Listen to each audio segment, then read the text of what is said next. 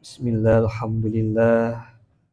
Allahumma salli ala Sayyidina Muhammadin al-Fatihi lima uglik wal khatimi lima sabaq nasiril haqqi bil haqq wal hadi ila siratikal mustaqim wa ala alihi haqqa qadrihi wa miqdarihil azim.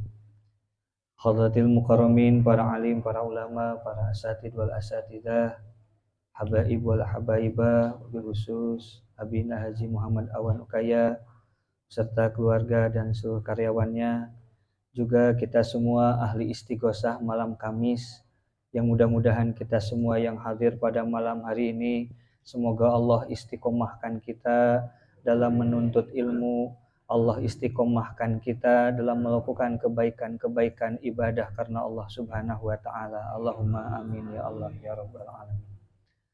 A'udzu billahi minasyaitonir rajim. Bismillahirrahmanirrahim. Ila hadratin Nabi Mustafa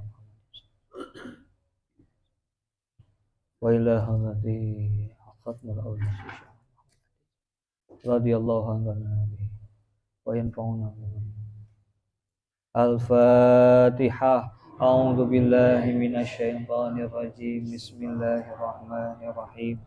Alhamdulillahi rabbil alamin arrahmanir rahim maliki yaumiddin iyyaka na'budu wa iyyaka nasta'in ihdinas siratal mustaqim siratal ladzina an'amta 'alaihim ghairil maghdubi 'alaihim waladdallin rabbighfir lana amin. Faslun awqatus shalah wa awwalu waqtil asri idza sara dhillu kulli syai'in mislahu. Kita akan membahas lanjutan bab tentang waktu-waktu sholat. Kemarin kita sudah membahas tentang waktu sholat duhur, di mana zuhur ini diawali dengan tergelincirnya matahari. Kalau waktu istiwa, tengah-tengah matahari berada di atas kepala kita ketika kita berdiri, maka tergelincirnya itu mungkin sekitar jam 12 lebih 4 menit. Kalau jam 12 teng matahari berada di atas kepala, berarti awal dari waktu zuhur adalah jam 12 lebih 4 menit. Dan akhir waktu zuhur adalah ketika bayangan suatu benda sama persis dengan bendanya, yang menjadi awal dari waktu asar. Ketika benda, sebuah botol seumpama terkena sinar matahari, dan ketika diukur botol tersebut digeletakkan sama bayangan dengan bendanya botol tersebut, panjangnya sama, maka itu ketika wazada qolilan, lebih saja sedikit, maka itu sudah masuk waktu asar. Waktu asar. Wa akhiruhu ghurub asyamsi. Akhirnya waktu asar adalah terbenamnya matahari. Mataharinya terbenam. Biasanya ada layung, ada mega. Itu menandakan bahwa waktu asar sudah habis. Masuk ke waktu petang, yaitu waktu maghrib. Wa awwalu waqtul maghrib ghurub asyamsi, yaitu awal masuknya waktu maghrib adalah ketika terbenamnya matahari. Mau sholat duhur, asar maupun maghrib, isya dan subuh, semuanya waktunya ditentukan oleh Allah, kitaban mauquta. Itu sebagai tanda bahwa kita diatur waktunya. Ada batasan waktu. Ketika kita punya hutang ke bank, biasanya ada waktu membayar, estimasi waktu, ya. Waktu membayarnya itu tidak boleh dari tanggal sekian seumpama. Nanti kalau sudah lebih dari tanggal sekian akan terkena denda biasanya 10% atau beberapa persen. Itu pun sama seperti sholat pun ada waktunya. Ketika kita melakukan sholat, maka pastikan kita masih berada di waktu tersebut. Kenapa? Karena ada hadis yang mengatakan, yang diriwayatkan oleh Imam Ad-Darqutni, awalu waktu ridwanullah. Ketika kita sholat di awal waktu, kita akan mendapatkan ridho dari Allah. Wa ausatuhu, ketika kita sholat di pertengahan waktu sholat, rahmatullah, kita akan mendapatkan rahmat dari Allah. Wa akhiruhu afullah, ketika kita sholat di akhir waktu, itu pun kita masih mendapatkan ampunan dari Allah Subhanahu wa ta'ala. Kita kemarin pernah membahas tentang 6, malah ada yang sampai 7 pembahasan waktu-waktu sholat, di mana pembagiannya ada waktu fadilah, waktu jawaz, waktu ikhtiar, ada jawaz bil karohah, ada jawaz bi karohah, ada waktu uzur, ada waktu darurah. Ya, semua itu menandakan bahwa setiap waktu mempunyai pahala yang berbeda-beda. Hanya saja awal waktu itu sunnah. Paling bagus-bagusnya ayul afdol, paling bagus-bagusnya amal, ayul a'mal afdol, apakah amal yang paling utama? Yang paling utama adalah as-sholatu fi awali waktiha, sholat pada awal waktu, dan hukumnya sunnah. Tetapi ketika kita sholat tepat waktu, itulah yang Allah perintahkan. Kita lebih wajib sholat pada tepat waktu. Tepat waktu. Seperti duhur. Duhur itu sunat diakhirkan. Kalau memang cuacanya panas terik sekali. Rasulullah mengatakan kalau memang sholat duhur itu panas sekali, panasnya itu seperti api neraka jahanam, maka tunggu dulu sampai tidak terlalu panas ketika melaksanakan sholat zuhur. Tapi di rumah kita kan sekarang sudah adem banget ya.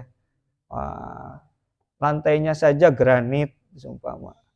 Ada AC, ada kipas angin, ya tidak ada alasan sebetulnya. Kalau zaman dulu kan mungkin belum ada padang pasir ya, panas terik sekali. Kalau sekarang diakhirkan kayaknya kurang pas lah. Apalagi di Zawiyah ini kan adem banget kan. Kalau diakhir-akhirkan, masa diakhirkan. Ada AC, cuacanya dekat sawah di Indonesia ini kan adem, ada hujan. Selanjutnya ketika waktu maghrib ini mempunyai akhir. Wa akhiruhu ghurubus syafaqil ahmar. Ketika terbenamnya mega merah. Nah, ada layung berem. Mega merahnya ini sudah hilang, maka sudah habis waktu maghrib. Karena mega itu ada 3. Ada mega merah, ada mega kuning, dan ada mega putih. Biasanya kalau matahari terbenam, itu ada biasnya. Bekasnya matahari itu warnanya merah, namanya mega. Mega merah. Mega merah inilah tandanya waktu maghrib.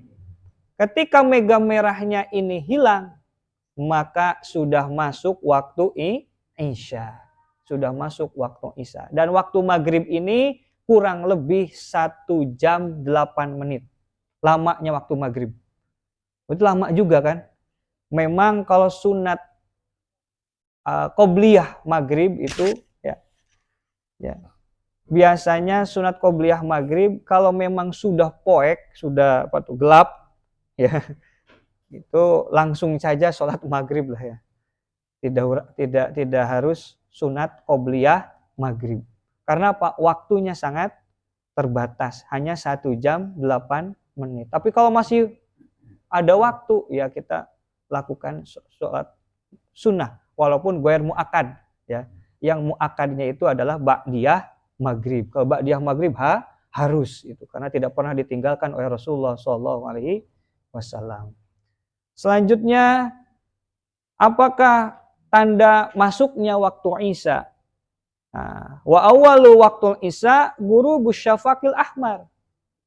Ketika hilang itu mega merah, itu sudah masuk waktu isya. Dan wa akhiruhu tulu'il fajri shadiq. Nah, akhir dari waktu isya ini adalah munculnya fajar shadiq ya, fajar yang betul-betul benar-benar fajar nih. Nah, karena fajar itu ada yang kadzib. Ada fajar shadiq, ada fajar kadzib yang bohong. Jadi ketika sebelum datang fajar shodiq itu seperti ada cahaya juga, ya, terang. Cuma terangnya itu tidak menyeluruh, hanya sebagian dan mengarah ke atas. Itu namanya fajar kadib. Itu belum waktunya subuh. Kalau kita masih sahur, masih boleh sahur tuh ketika fajar kadib datang. Tapi ketika fajar shodiq, maka cahayanya itu rata. Itu sudah masuk waktu subuh dan sudah tidak boleh lagi sahur, makan, sudah harus ngeker, harus sudah puasa. Nah, waktu isya pun ini disunahkan, itu diakhirkan. Tetapi diakhirkan dengan konsekuensi tetap berjamaah. Kenapa disunatkan sholat isya itu diakhirkan? Karena waktunya panjang dan akhir dari waktu isya itu adalah sepertiga malam. Dan harus berjamaah bagi laki-laki, kecuali bagi perempuan. Tapi kalau seumpama boro-boro di masjid ada berjamaah jam 2 malam ya, jam 3 malam ya boro-boro lah. Sudah sajalah, gak usah nyari sunnah akhir waktu sholat isya. Berjamaah saja di masjid pada awal waktu. Lebih dianjurkan seperti itu. Walaupun kita memang ketika sholat isya diakhirkan, itu bisa sekalian tahajud, bisa sekalian sholat di sepertiga malam terakhir. Tetapi kan takutnya malah kebablasan ya. Apalagi yang baru nikah kan, malamnya lama biasanya. Lama. Nanti malah kesiangan, Masya Allah. Nah, oleh karena itu, jadi lebih baik, walaupun ada hadis yang mengatakan disunatkan sholat isya ini diakhirkan, itu pun dengan konsekuensi Rasulullah zaman dulu, karena sholat isya itu banyak yang berat ya, karena baru sholat maghrib dan melakukan aktivitas lagi, akhirnya sholat berjamaahnya itu masih sedikit. Nah, Rasulullah mengatakan ya sudah, kalau memang mau diakhirkan, ya kita nanti diakhirkan sekitar jam 2 atau jam setengah 3. Jam 3 itu berjamaah sholat isya. Karena pada waktu yang afdol untuk kita beribadah kepada Allah. Selanjutnya, wa awalu waktu subhi, dan awal waktu subuh tulu'il fajri, yaitu ketika tadi terbit fajar ya, terbitnya fajar as-shadiq, yaitu fajar shadiq, wa akhiruhu tulu'is syamsi, yaitu terbitnya matahari. Ketika terbit matahari itu sudah habis waktu subuh. Habis waktu subuh. Selanjutnya al-ashfaq, mega itu salah satu ada 3, ahmarun merah, wa asfarun kuning, wa abyadun dan putih. Al-ahmar maghribun. Mega merah ini menjadi tandanya sholat maghrib. Wa abyadun ahmarun, wa asfarun wa abyadun, wal asfaru wal abyadu isya'un. Mega kuning dan mega putih itu menjadi tandanya waktu isya. Biasanya mega merah dulu. Setelah matahari terbenam, datang mega merah. Mega merah nanti berubah menjadi kuning, kuning berubah menjadi putih. Begitupun ketika fajar terbit matahari, itu pertama merah dulu. Setelah merah menjadi kuning dan menjadi putih, seperti itu. Wa yundabu ta'khiru sholatul isya, disunatkan mengakhirkan sholat isya ila ayyaghi basyafakil asfar wal abyad, ya, sampai menghilang mega kuning dan mega putih. Disunatkan memang, asal berjamaah. Berjamaah di masjid enggak, ya, kesiangan juga, ya, akhirnya enggak sholat isya. Atau sholat isya tapi sendirian, laki-laki. Saya kan mau sunat mengakhirkan, tapi sendirian gak berjamaah, ya hilang juga fadilah berjamaah. Kecuali berjamaah boleh diakhirkan. Begitupun sholat duhur boleh diakhirkan dengan syarat tadi betul-betul panas terik yang membuat kita mungkin, mohon maaf, kalau waktu di Mesir kalau panas itu sampai 40 derajat Pak. Jadi saya kalau berangkat kuliah itu ubun-ubun ini kayak mendidih gitu. Ya, golak, liur. Apalagi kalau sudah menghirup panasnya debu padang pasir. Itu bikin puyeng gitu. Maka daripada memaksakan berangkat ke masjid ya, malah di masjid puyeng nanti, ya sudah nunggu agak redup lah, agak apa itu namanya? Tidak terlalu panas. Ya, agak tidak terlalu panas. Rada iuh lah mencek saudara.